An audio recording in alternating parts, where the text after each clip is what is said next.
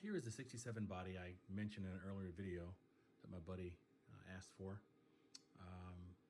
This body is sitting on top of his 63 chassis. The 67 chassis is right up here. Yep. And in that one, he's got a 427 Conley supercharged that he has converted over to, I think it's a double carburetor configuration for this particular model. So I have a different fan cover there, radiator fan cover shroud for that car to fit the 427, and it's so that one's ready to go. It's got to put his wheels on it for him. But I took the 67 down and just wanted to put it on the car to try a couple pieces out.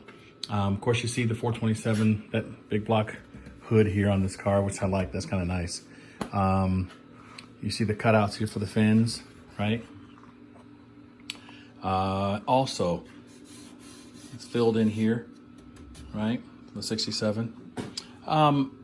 You'll notice back in the back here, I've got it. Got some parts here for the Grand Sport 63, and I just wanted to try them on this car because it's the it's cut and set up for that Grand Sport with that centerpiece gone, that split window configuration gone, and these parts look nice.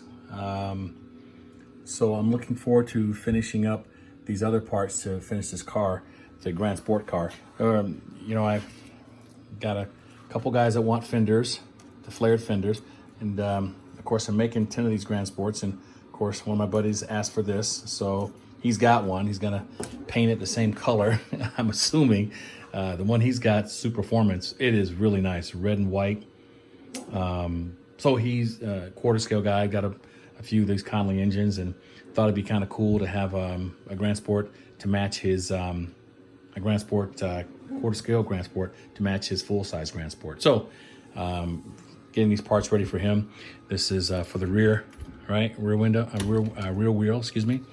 And this is development for the front. It's almost done. It's getting there.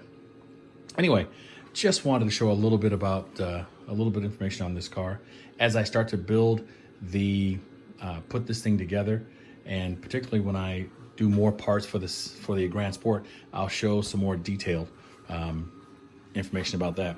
Inside here, I want to show this real quick. It's tough to see, I think. You'll see there we go.